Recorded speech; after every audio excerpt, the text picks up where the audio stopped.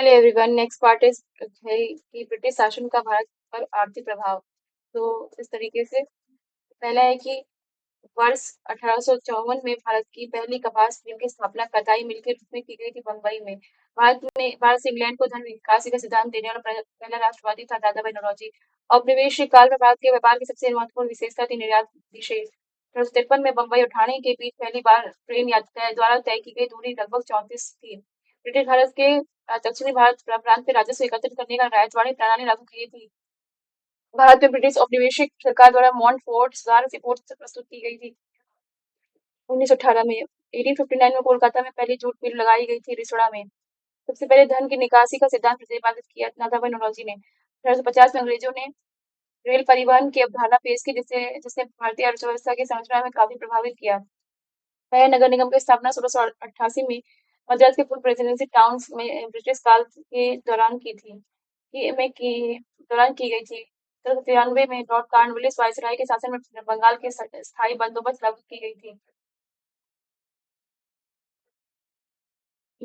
भारत में पहली railway line का परिचालन किया गया था वर्ष 1853 में। वर्ष 1793 बंगाल, बिहार और उड़ीसा में स्थायी बंदोबस्त शुरू की गई थी। ईस्ट इंडिया कंपनी द्वारा वर्ष 1793 में स्थायी बंदोबस्त के अमल में लाया गया था।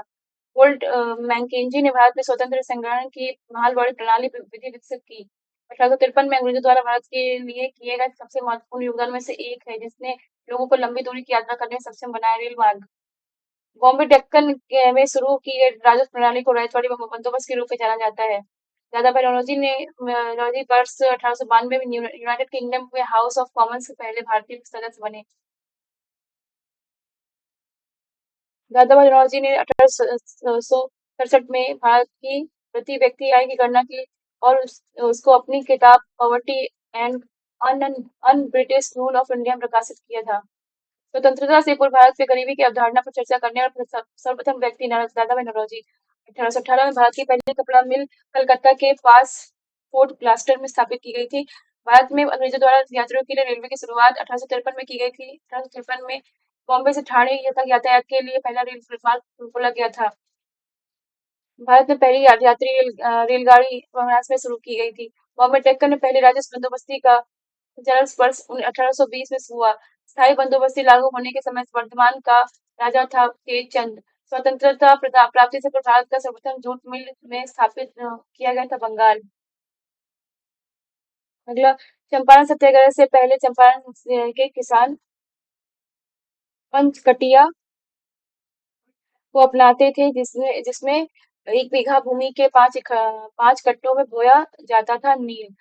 तो अगला है वर्तमान के पश्चिम उत्तर प्रदेश, मध्य प्रदेश और पंजाब के कुछ हिस्सों में 1830 में महालवाड़ी व्यवस्था को शुरू किया गया था। रैयतवाड़ी व्यवस्था में शुरू की गई थी 1820 में। रैयतवाड़ी व्यवस्था बम्बई और मद्रास में शुरू किया गया था। वॉरेन हेस्टिंग्स ने इजारे दरी व्यवस्था की शुरुआत की जिसके अनुसार राजस्व एकत्र करने का अधिकतम उच्चतम मूल्य लगाने वाले वर्ग को 5 साल की अवधि के लिए दिया गया था।